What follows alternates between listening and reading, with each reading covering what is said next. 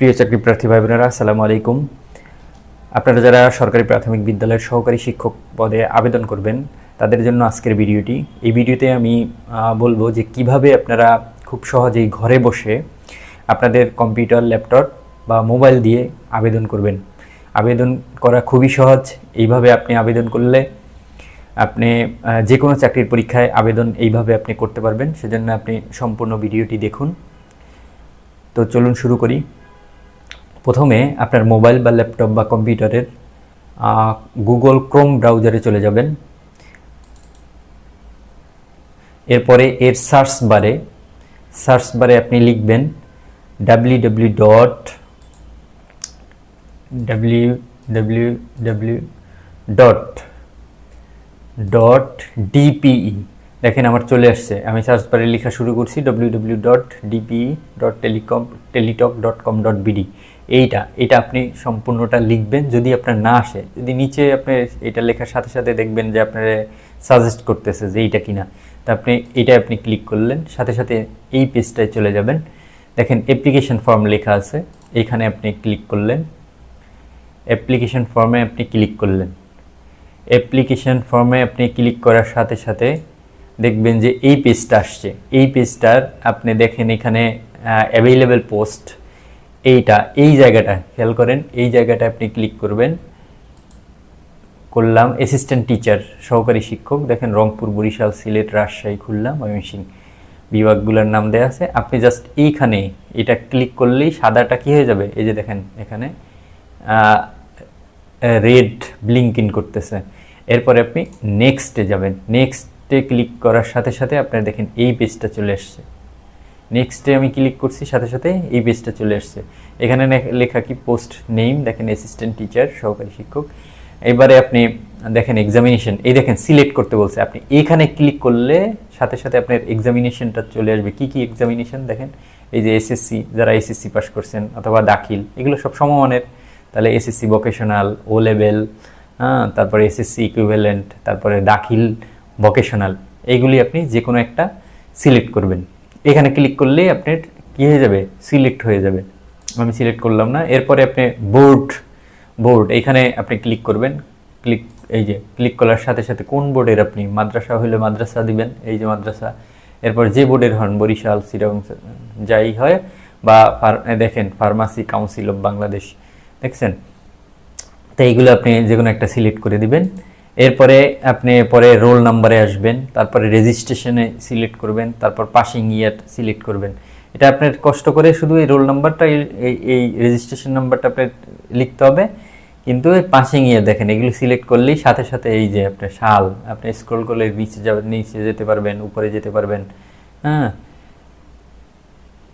যে কোনো একটা আপনি সিলেক্ট করে দিবেন। এটা সিলেক্ট করা হয়ে গেলে এরপরে এইটা আসবেন।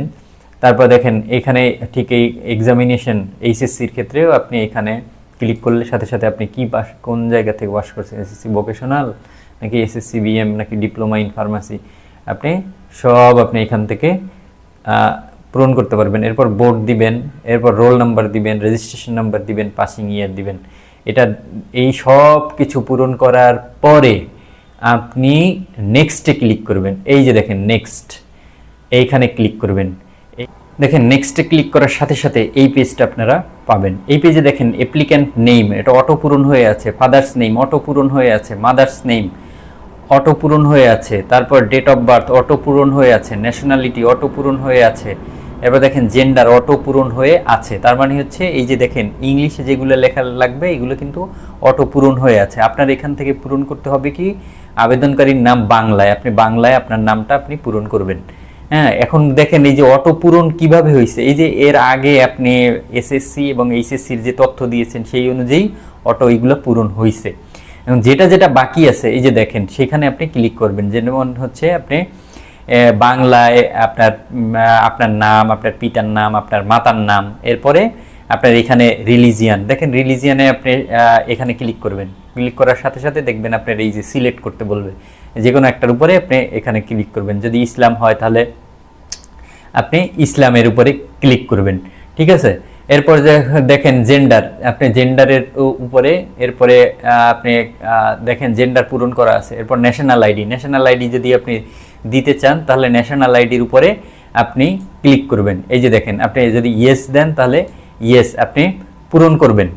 এখানে আপনি ন্যাশনাল আইডি নাম্বারটা আপনি এখানে দিবেন ইয়েস দিয়ে। আর যদি হচ্ছে বার্থ রেজিস্ট্রেশন, আপনি যদি বার্থ রেজিস্ট্রেশন আপনি ন্যাশনাল আইডি দিতে চান, বার্থ রেজিস্ট্রেশন আপনার দেওয়ার দরকার নাই, তাহলে আপনি এই ঘরে যাবেন, গিয়ে আপনি নো সিলেক্ট করবেন। এই ঘরে গিয়ে আপনি কি সিলেক্ট করবেন? নো।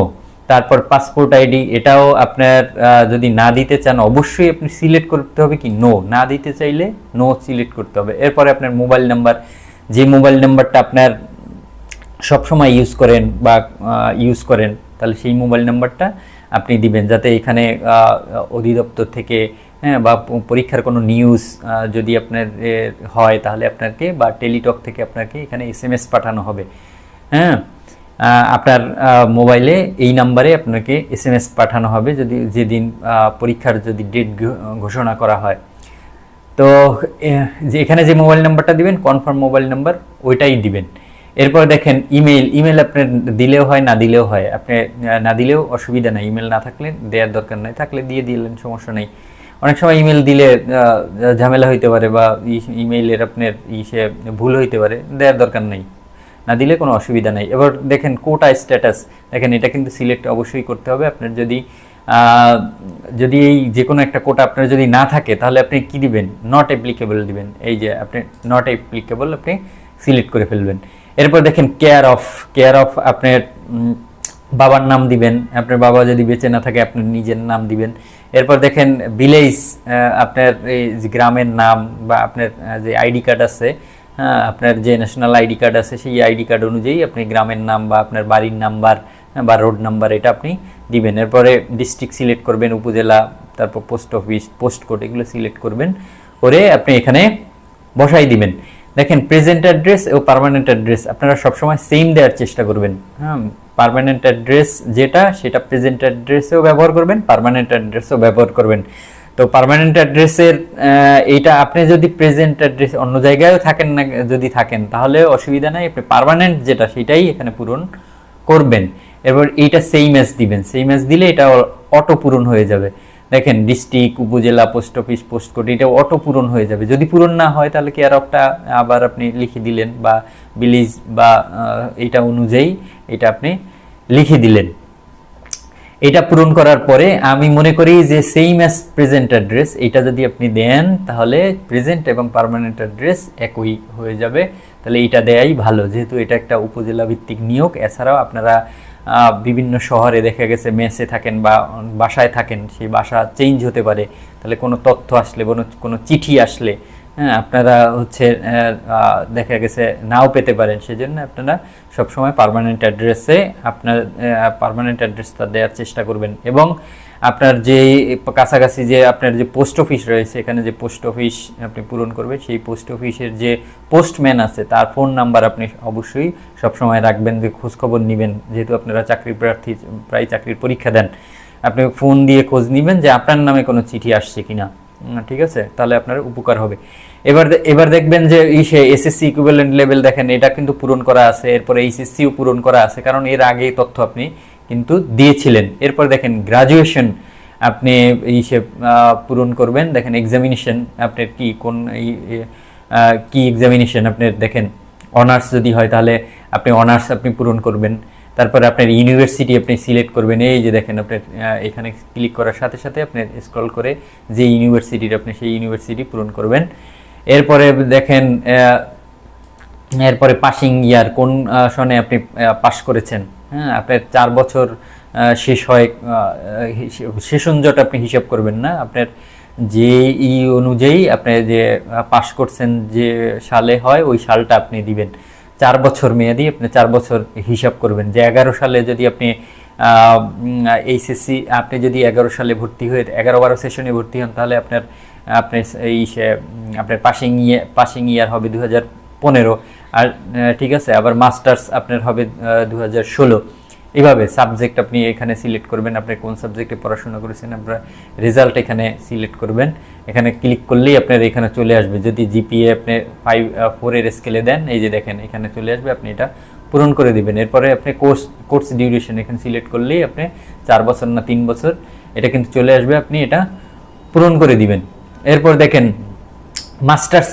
মাস্টার্সটাও আপনি পূরণ করে দিবেন। অনেক সময় দেখেন নট অ্যাপ্লিকেবল, যেহেতু আপনি অনার্সের এখানে চেয়েছে মিনিমাম কোয়ালিফিকেশন অনার্স যেহেতু চেয়েছে, আপনি অনার্সটা পূরণ করলেন এবং মাস্টার্সটাও পূরণ করলেন, কারণ এর পরে কাগজপাতি দেওয়ার কোনো যদি না থাকে, আপনার মনে করেন যদি প্রমোশনের কোনো সিস্টেম থাকে বা কোনো দিন যদি প্রমোশন আপনার হয়, সেক্ষেত্রে এই সার্টিফিকেট যদি কাজে লাগে, সার্টিফিকেট যদি পরে চায়, তাহলে দেওয়ার ঝামেলা আগেই আপনি এটা পূরণ করে মাস্টার্সেরটাও, মাস্টার্সের ইনফরমেশন বা সার্টিফিকেট আপনি দিলেন। মাস্টার্সের ইনফরমেশন দিলে এখানে আপনি এইটা ক্লিক করবেন, সাথে সাথে এই ইফ অ্যাপ্লিকেবল এইটা আপনি ক্লিক করেই কেবল এই যে দেখেন, আপনি ক্লিক না করলে হবে না, আপনি ক্লিক করলেই এইগুলো আপনি পূরণ করতে পারবেন। এরপরে এই যে দেখেন এক্সামিনেশন আপনি কি এমএসসি নাকি আপনি এটা সিলেক্ট করলেন। এরপরে হচ্ছে ইউনিভার্সিটি, আপনি কোন ইউনিভার্সিটি বললেন, এই যে কোনো একটা আপনি সিলেক্ট করলেন। এরপর পাসিং ইয়ার দিবেন, এরপর সাবজেক্ট বা ডিগ্রি দিবেন, এরপর হচ্ছে রেজাল্ট, তারপর কোর্স ডিউরেশন। এই দেখেন প্রত্যেকটার উপরে ক্লিক করলে আপনার কিন্তু চলে আসবে। এরপর দেখেন এই যে দেখেন HJ3MB2, এইটা আমি এইখানে যদি আপনি বসান, এখানে এই নাম্বারটা এইখানে বসিয়ে আপনি কি করবেন, এইখানে বসিয়ে এই নাম্বারটা আপনি প্রথম এইখানে বসাবেন। বসানোর পরে এইখানে এই টিক মার্ক দিবেন, টিক মার্ক দিয়ে এখানে আপনি যদি সাবমিট দেন, এরপরে এই পরের এই পেজটাতে আপনি চলে আসবেন। এই পেজের আপনি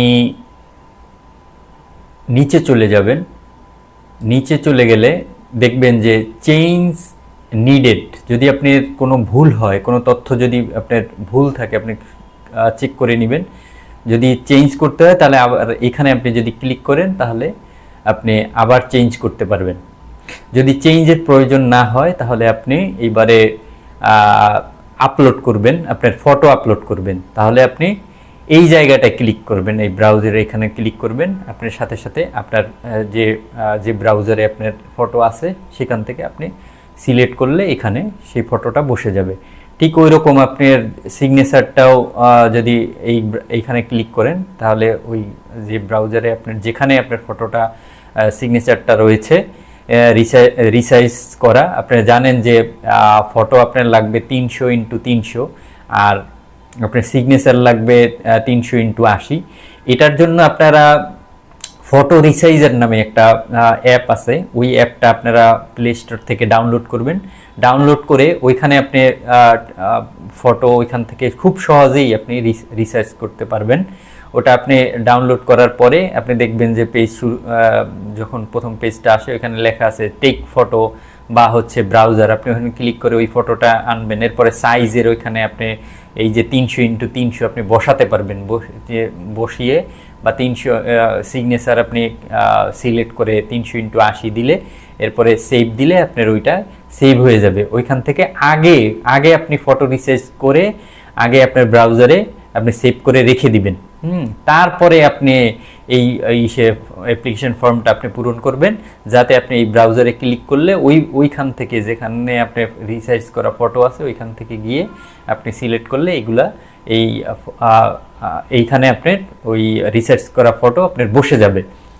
আপনার যদি 300x300 না হয়, তাহলে কিন্তু অ্যাপ্লিকেশন আপনার হবে না, ওইটা নিবে না ফটো। তারপরে হচ্ছে আপনার সিগনেচার 300x80, এটা না হলে আপনার কিন্তু অ্যাপ্লিকেশন সাবমিট হবে না। এরপর দেখেন, এরপর আপনি হচ্ছে এইখানে ক্লিক করবেন, এই যে পরে এই সবগুলো দেওয়া হলে আপনি এইখানে ক্লিক করবেন। এরপরে আপনি সাবমিট দিবেন। আপনি যদি এখানে সাবমিট দেন, সাথে সাথে আপনাকে একটা অ্যাপ্লিক্যান্টস কপি, এই কপিটা আপনার সামনে চলে আসবে। চলে আসলে আপনি দেখবেন যে প্রথমেই হচ্ছে আপনি কি করবেন, একদম নিচে চলে যাবেন, নিচে গিয়ে দেখবেন ডাউনলোডের একটা অপশন আছে, সেখানে ক্লিক করে আপনি ডাউনলোড করে ফেলবেন। হ্যাঁ, বা হচ্ছে স্ক্রিনশট দিবেন। স্ক্রিনশট দেওয়ার সময় আপনি দেখে গেছে যে ওটা চলে যেতে পারে বা মোবাইল বন্ধ হয়ে যেতে পারে, তার আগে আপনি ডাউনলোড দিয়ে নেবেন। দেখেন, তাহলে এটা হচ্ছে আপনার মূল ফর্মটা, আপনার এখানে দেখতে পাবেন সব কিছু আপনার ডিটেলস আপনার চলে আসছে। এবং এটা হচ্ছে অ্যাপ্লিক্যান্টস কপি আনপেইড, মানে হচ্ছে টাকা এখনো জমা দেওয়া হয়নি। হ্যাঁ, তো এরপরে দেখবেন একদম নিচে গিয়ে দেখবেন যে ইউজার আইডি দেয়া আছে, আপনি ইউজার আইডি একটা পাবেন। হ্যাঁ, তো এই ইউজার আইডিতে আপনার টেলিটক সিমের মাধ্যমে আপনার টাকা পাঠাতে হবে। আর অ্যাপ্লিকেশনের 72 ঘন্টার মধ্যে এখানে সময় থাকবে, দেখবেন ডেট এবং সময়। হ্যাঁ, এখানে দেখেন 18:30 আছে। এই সময়ের মধ্যে আপনাকে দিতে হবে, অর্থাৎ যে দিন আপনি অ্যাপ্লিকেশন করবেন সেই সময় থেকে, ওই দিন থেকে 3 দিন 72 ঘন্টা হিসাবে এর মধ্যে আপনি টাকা জমা দিতে হবে। অনেক সময় হচ্ছে 3 দিনের পরেও জমা নেয়, সেক্ষেত্রে আপনারা এত রিস্ক নিতে যাবেন না। আপনারা টাকা কিভাবে জমা দিবেন, প্রথমে হচ্ছে আপনার মোবাইলের মেসেজ অপশনে যাবেন, গিয়ে আপনি লিখবেন DPER, তারপর হচ্ছে আপনি স্পেস দিবেন, আপনি ফাঁকা দিবেন স্পেস, তারপর হচ্ছে ইউজার আইডি। এই যে ইউজার আইডি আপনাকে যেটা দেওয়া হয়েছে, হ্যাঁ, ওইখানে যেটা এই থাকবে এখানে ইউজার আইডি, ওইটা দিবেন। এরপরে আপনি SMS পাঠিয়ে দিবেন 16222, অবশ্যই টেলিটক সিমের মাধ্যমে, এটা কিন্তু অন্য সিম দিয়ে আপনার হবে না। 16222-তে আপনি পাঠাবেন, ফলে আপনাকে পরবর্তীতে আপনার কত টাকা লাগবে, 120 টাকা লাগবে, আপনি 120 টাকা আপনার মোবাইলে আপনি রাখবেন। তাহলে আপনার মানে আবেদন ফুলফিল হবে। তার জন্য পরবর্তী SMS-টায় আপনি কিভাবে দিবেন, আবার লিখবেন, ওরা হচ্ছে আপনার যে কত টাকা কেটে নেওয়া হবে সেটা, সেই তথ্যটা দিবে, প্লাস আপনাকে এইরকম 8 ডিজিটের একটা পিন নাম্বার দিবে। তাহলে এই পিন নাম্বারটা আপনি কি করবেন, পরবর্তী আবার আপনি SMS-এ লিখবেন DPER স্পেস, এরপর দিবেন ইয়েস, এরপরে স্পেস দিয়ে ওই যে পিন নাম্বারটা আপনাকে পাঠাইছে সেই পিন নাম্বারটা আপনি দিবেন। এরপরে আপনি 16222-তে আবার SMS-টি আপনি পাঠিয়ে দিবেন। পাঠিয়ে দিলে ওরা ফিরতি SMS-এ আপনাকে পাসওয়ার্ড দিবে, আইডি এবং পাসওয়ার্ড। হ্যাঁ, এই পিন না, পিন কিন্তু এটা আপনি একবারই আপনি ব্যবহার করলেন, এইটা ব্যবহার করে আপনি যখন এই SMS-টা পাঠাবেন তখন আপনাকে একটা আইডি এবং পাসওয়ার্ড দিবে। তাহলে আইডিটা এটাই থাকবে এবং পাসওয়ার্ডটা আপনি জানেন না, ওইটা আপনাকে টাকা পাঠানোর সাথে সাথে আপনাকে দিয়ে দিবে। ওই আইডি পাসওয়ার্ডটা আপনি কিন্তু অবশ্যই আপনি আপনার সংরক্ষণে রাখবেন বা আপনি কোথাও লিখে রাখবেন, যাতে হচ্ছে এডমিট কার্ড প্রকাশ হওয়ার সাথে সাথে আপনি ওই আইডি পাসওয়ার্ড কিন্তু লাগবে, ওই আইডি পাসওয়ার্ড দিয়ে আপনার এডমিট কার্ড আপনার তুলতে হবে। তো এটাই ছিল হচ্ছে আপনার আবেদন পদ্ধতি। ভিডিওটি ভালো লেগে থাকলে আমার চ্যানেলটি সাবস্ক্রাইব করবেন, শেয়ার করবেন এবং নোটিফিকেশন অন করে রাখবেন। ধন্যবাদ। আসসালামু আলাইকুম।